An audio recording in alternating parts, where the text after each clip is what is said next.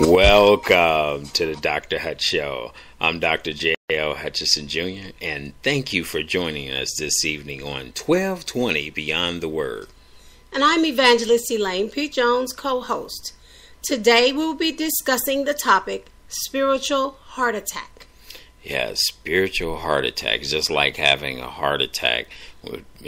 Somebody told me once before that the heart was so mad at them it attacked them because of the decisions and the things that they did and put them through. But on the spiritual note, a spiritual heart attack is like a physical heart attack because Scripture talks about the heart. So when we're going to find out that the heart is mentioned 779 times in the Bible. And we want you to understand that there is a war being fought in the world today, and it's a supernatural war. A war fought between God and Satan, between heaven and hell. That war is being fought far as for the hearts and minds of men and women. So one side wants to make your heart soft, the other side wants to make your heart hard. One side wants to fill your heart with joy, love, peace, and the other side wants to fill your heart with pain. One side wants to protect your heart, the other side wants to attack your heart. And that is the reason why I titled it Spiritual Heart Attack. So spiritual heart attack, every heart here today is vulnerable to attack. This is the battle because, and as far as it being because of that, and look at Proverbs 27:19 says, As water reflects a face, so a man's heart reflects the man. And it says also in Proverbs 16:9, In his heart, a man plans his course. The course of our lives will be determined by the condition of our hearts.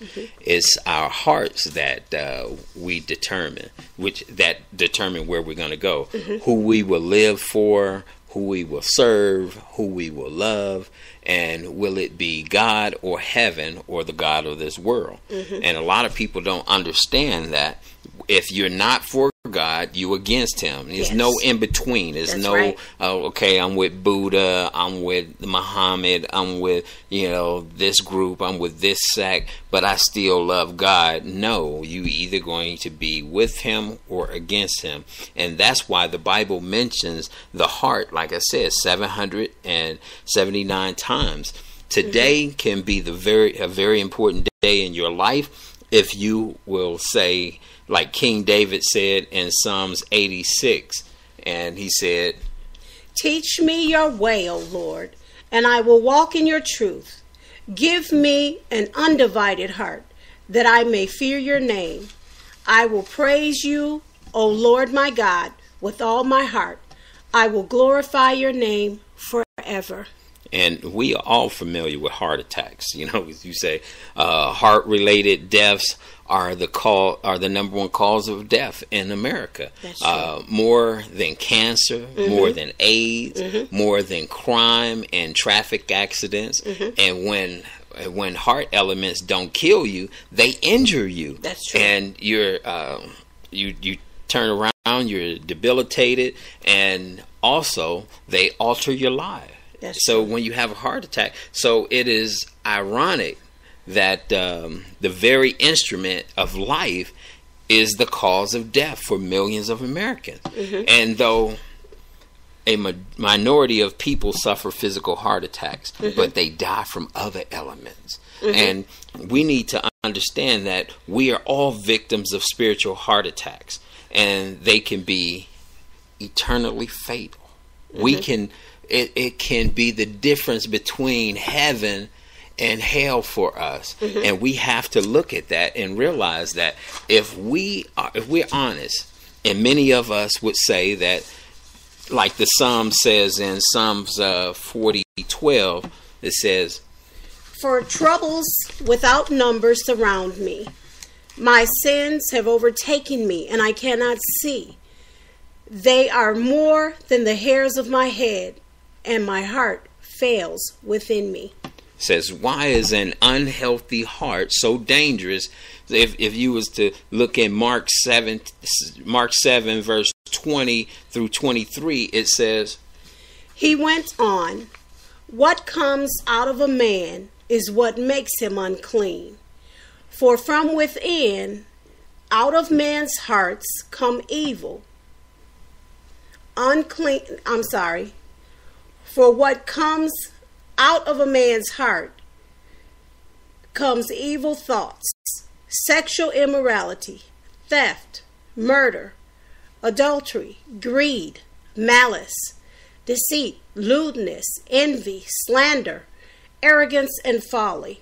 All these evils come from inside and make a man unclean. Yeah, and that's why we have to realize that all these things that happen to us is because it comes from our heart. And that's why King Solomon has said in Proverbs 4:23, he said that, above all else, guard your heart, for it is the wellspring of life. Yeah, in our physical life and our spiritual life. So today I want to practice a little preventive medicine. Every detection of an early treatment, because the first attack of a spiritual heart attack is the hardness of the arteries. And you said, well, most of the time you say don't eat these type of foods, well, it's the same on the spiritual thing. Mm-hmm. Don't do certain things, because the arteries is what pumps life to the heart. And just like the spiritual, these arteries is what we're saying, spiritually speaking, prayer and worship, the Bible, fellowship, service. When people become hardened to these things, they begin to grow spiritually weak and eventually spiritually sick. And some have even died. Some people have died because of that, because they feel that that's something that they don't need. And we have seen people started out, I don't know if you, as far as being in church as long as you have and as long as I have seen people, and I don't know if you have seen people start off strong, and then next thing you know, their attendance start to take off, they're not there, and they were in the choir, they were a usher, and then all of a sudden the woes of life turn around and start to take them out of that role that they were playing, that's of serving the Lord, and they become spiritually sick. And that's like as part of a spiritual heart attack. Remember, we said that the condition of the heart, like a heart attack, is the number one cause of death in America. Right. But in the church, it is spiritual heart attacks is the number one death of people spiritually in the church, where they stop serving, they stop doing things. And when you look at Proverbs 28:14, it says, blessed is the man who always fears the Lord, but he who hardens his heart falls into trouble. Yeah, so if you fall into trouble, every healthy relationship requires communication, and that's prayer and worship is our communication with God. The Bible is our communication with God, and to us, a hard heart silences that communication. When your heart is hard, you don't talk anymore. You don't feel like you should fellowship with it, and that is a vital part of spiritual health. I've been a Christian for years and a pastor for 17 years. Some have been pastors for 20 and Christians for 15 or whatever years.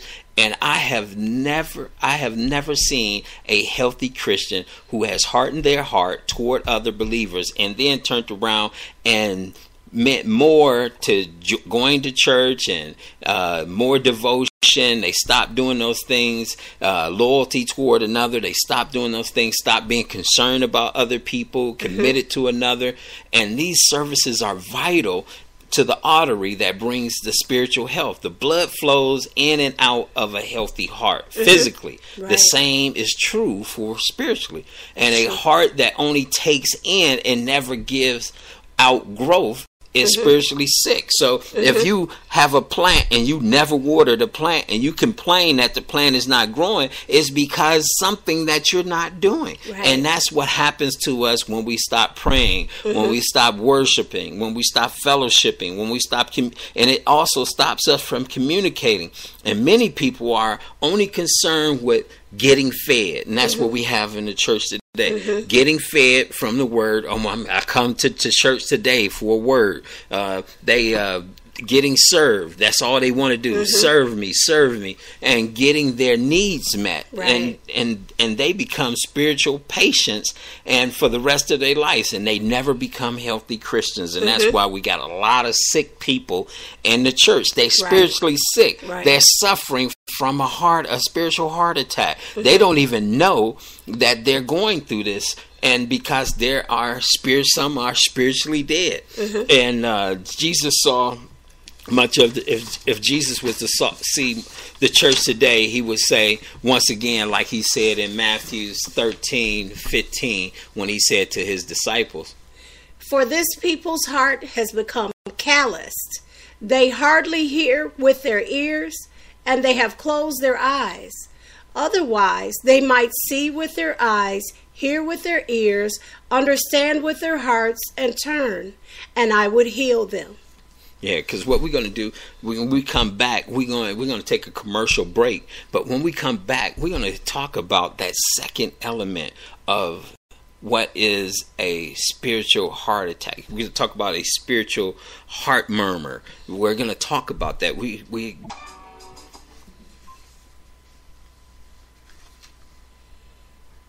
I'm Dr. J.O. Hutchison, the host of the Dr. Hutch Show. And I'd like to thank you for listening to my show, but I would like to tell you about my 7 Steps to Change Your Life, a program that I put together to impact your life and impact other people's lives. Elaine, could you tell them how they can sign up for it? Sure. 7 Steps to Change Your Life is an in-depth continuation of Dr. Hutchinson's training on Raw, which in fact takes you through each step of the training and really encourages you to get raw in regards to your business and personal life while achieving the goals you have made for yourself and your business. For more information, contact Dr. Hutch International at 216-264-6214 or email Elaine at drhutchinternational.com.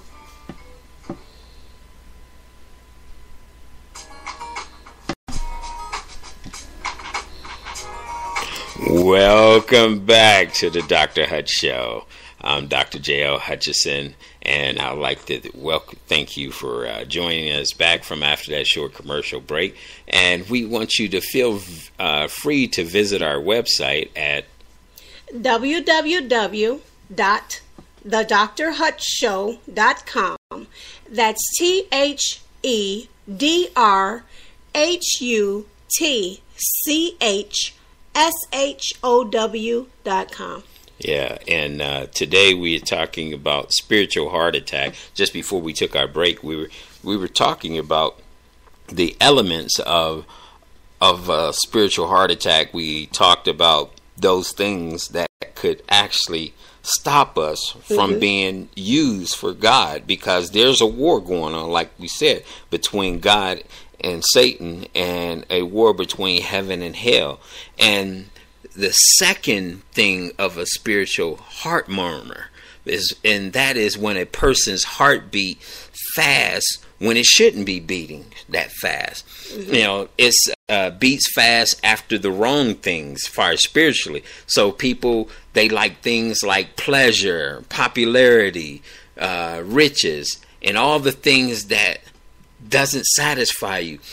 God heart beats fast sometimes, speaking of Jesus, and like Isaiah said, as he prophesied in Isaiah 59:17, when he said, "He put on righteousness as his breastplate, and the helmet of salvation on his head.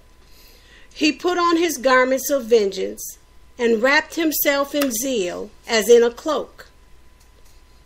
Yeah, and after Jesus cleansed the temple, we read that when the last time your heart beats fast when the last time your heart beat fast for the things of God, like intimacy with him. Like it says in Jeremiah 24:7, it says, I will give them a heart to know me, that I am the Lord.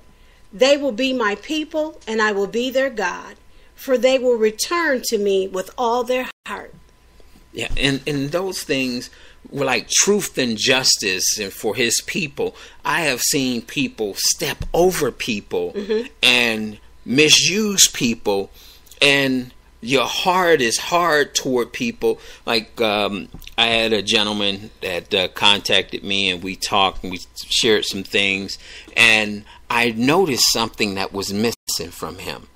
I noticed that he didn't talk about the things of God because he's supposed to be a man of God, a high-ranking man of God, and he talked more about money than he talked about God. I don't even think he mentioned God maybe once or twice, but his thing was about going to get riches instead of the things of God. See, sometimes we find ourselves, especially when I was young. When I was young, I used to like to run. I used to like to jog and do different things and physically fit and exercising and all those things. And as I got older, things changed. It was because the things I was intaking, the food, the candy, and all that stuff end up catching up to me. I got older. I got diabetes and those things and the same thing with us spiritually. We on fire for the Lord, and we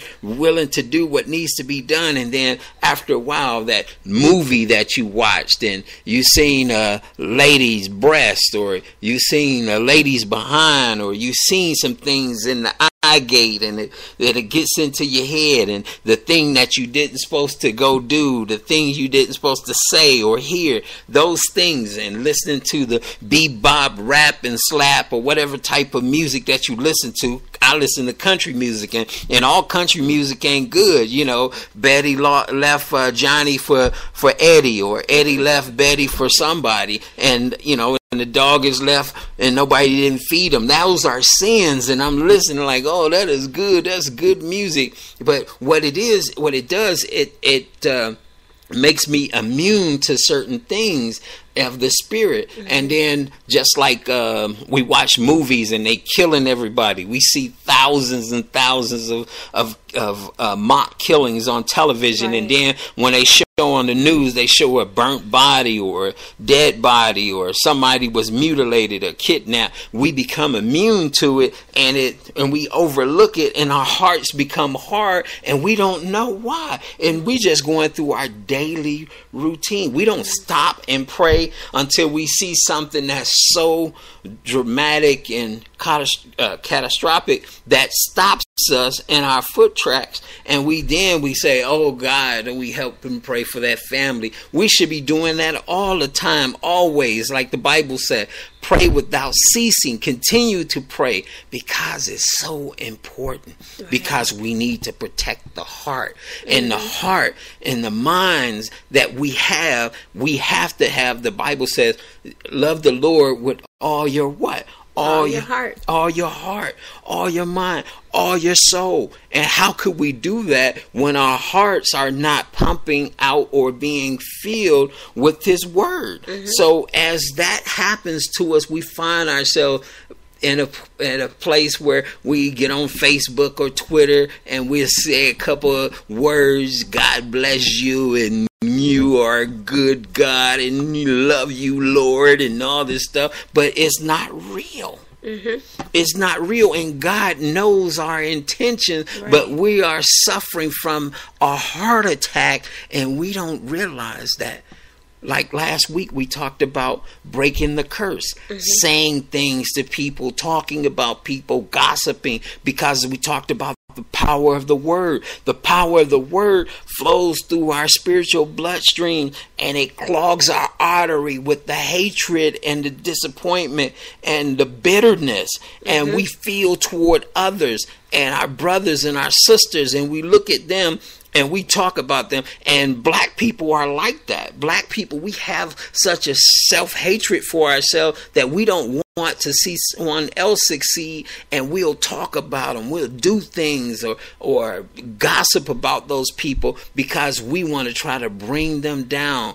That's not right. We're suffering from a heart attack as a community, as the black community. We're laying on the stretcher screaming out, help us, help us. We're not asking for God. We're asking for reparations now. Come on. Reparations is money. We should be asking for the power of God to rain down on this world, and that he will show his glory and show that he has us as what? As his children. We need to understand that. But we know we're too busy crying about other things that mean nothing. We're suffering and we're dying and becoming weak spiritually. And that's what happens. What we're going to do, this is part 1 of spiritual heart attack. This is the Dr. Hutch Show. And this is part 1, part 2 to be broadcast.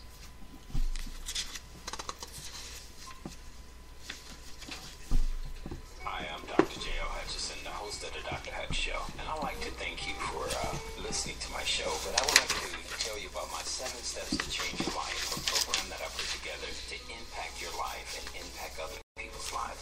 Elaine, could you tell them how they can sign up for that? Sure.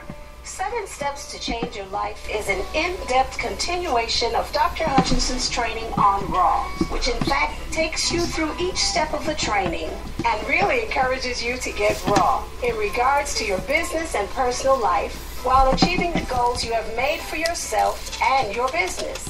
For more information, contact Dr. Hutch International at 216-264-6214 or email Elaine at drhutchinternational.com.